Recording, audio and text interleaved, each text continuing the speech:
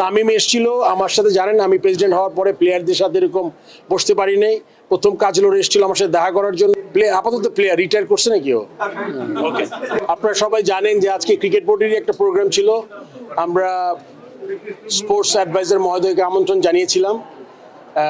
উনি যদি একবার মিট করেছে আমাদের পাকিস্তান ট্যুরের রেজাল্টের পরে, যেখানে চিফ অ্যাডভাইজার মহোদয় ছিলেন, কিন্তু আজকে সে স্পেশালি আলাদা করে মিট করতে চেয়েছেন। আর আপনি জানেন যে কালকে টিম চলে যাচ্ছে ইন্ডিয়াতে একটা গুরুত্বপূর্ণ সফরে, এই জন্য মেইনলি।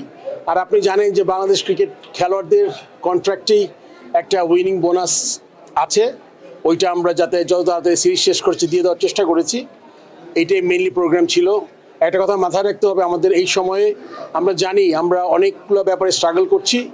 এই পুরোপুরি সহমর্মিত। আমি আমার আগে বক্তৃতায় বলেছি যে বন্যা গেল, তারপরে আপনার মনে করেন এত ছাত্র জনতা তারা স্ট্রাগল করছে, 15 থেকে 20 হাজারের মতো, তাদের সবার প্রতি আমাদের সহমর্মিতা আছে।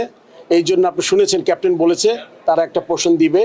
সো মিট করেছি। আর এইসব ব্যাপারে মনে করেন সবসময় যদি এই পর্যায়ে থেকে মিট করা হয়, প্লেয়ার একটা আলাদা উৎসাহিত বোধ করে।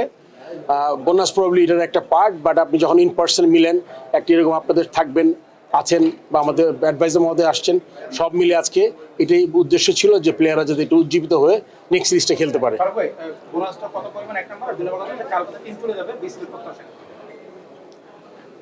বোনাসের পরিমাণটা এক্স্যাক্টলি আমি 3 কোটি 20 আমার মনে কিছু পত্রিকা এসছে।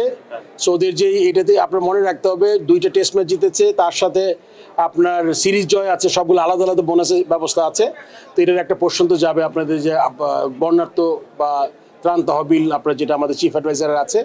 আর প্রত্যাশা, এটা কি প্রেসিডেন্ট হিসাবে বলবো নাকি আমি খেলোয়াড় হিসাবে বলবো? আমি একটু অ্যাড করি, পাকিস্তানের সাথে এই সিরিজ জয়টা নিঃসন্দেহে বাংলাদেশের ক্রিকেটের জন্য one of the best achievement championship. And next তো Bharat.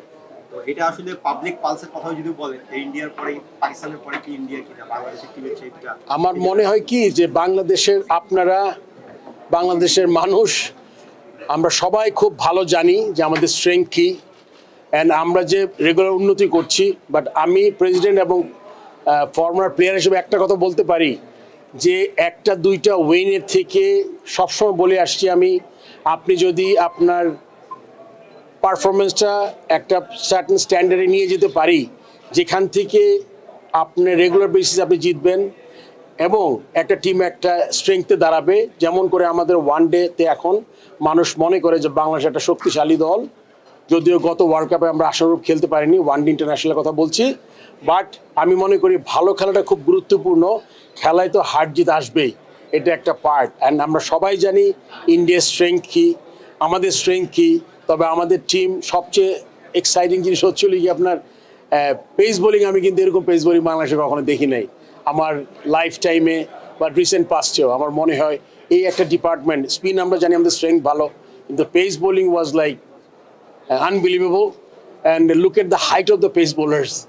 It's everyone is to 6'3", so it's which is very important to really quick bowling এর জন্য। ধন্যবাদ। Last question please. Any question? Yes sir. Last question please. Faruk ভাই, অসাধারণ কিছু কাজ আপনি এখন পর্যন্ত করেছেন ফুটবলে। আমরা যদি খেয়াল করি, যেমন তৃতীয় বিভাগ নিয়ে একটা ডিলেমা ছিল, সেটা আপনি শুরু করেছেন। ক্রিকেটারদের সাথে এর আগে আমরা বিভিন্ন সময় দেখতাম যে মানে রাষ্ট্রীয় যিনি চিফ, তার সাথে দেখা করতে গেলে ক্রিকেটার থেকে অন্য মানুষের সংখ্যাটা বেশি থাকে। সেই জিনিসটা, এটা একটা গুণগত পরিবর্তন, এটা পজিটিভলি নিতে হবে। সেই জিনিসটা আমরা দেখেছি। আপনি আসার পরেই বাংলাদেশ ক্রিকেট দলে বাইরের ইন্টারফারেন্সটা কমেছে, যেটা আমার এক্সপেরিয়েন্স মনে হয়। তো কি মনে হয় কতদূর ফারুক ভাই এক্সপেকটেশন ছিল, কত পার্সেন্ট এখন পর্যন্ত আপনি করবেন? আমার মনে আপনি জানেন কাজ করার স্কোপ অনেক এরিয়াতে। সো যেই জন্য আমার একটু এক্সট্রা কাজ, এক্সট্রা এফোর্ট দিতে হচ্ছে। আমি তো আসলে চাই শুধুমাত্র ক্রিকেট ডেভেলপমেন্টে ম্যাক্সিমাম কাজ করার জন্য। বাট আপনি যখন একটা কর্পোরেট হাউসই বলি বা একটা ক্রিকেট বোর্ডই বলি, যখন এটার স্ট্রাকচার মানি ওয়াইজ এত বড় হয়ে যায়, তখন কিন্তু আপনার কমার্শিয়াল, মার্কেটিং, আপনার লজিস্টিক্স, ফাইন্যান্স, এগুলো কিন্তু অনেক বড় আকার ধারণ করে। সো সেক্ষেত্রে আপনার এই মুহূর্তে আমার সবগুলো ডিপার্টমেন্টের দিকে একটু একটু করে সংস্কার বলবো না, জাস্ট সিস্টেম ডেভেলপমেন্ট করার চেষ্টা করছি।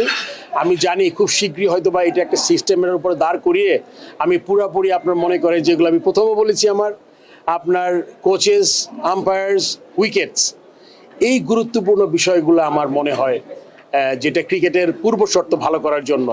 আপনি যদি মাঠ ভালো হয়, বেটার প্লেয়ার বেটার পারফরমেন্স আপনি দেখতে পাবেন। আপনার যদি আম্পায়ারিং ভালো হয়, একটা প্লেয়ার একটা খুব ভালো প্লেয়ার অনেক সময় আম্পায়ারিংয়ের জন্য তারা ব্যাকফুটে চলে যায়।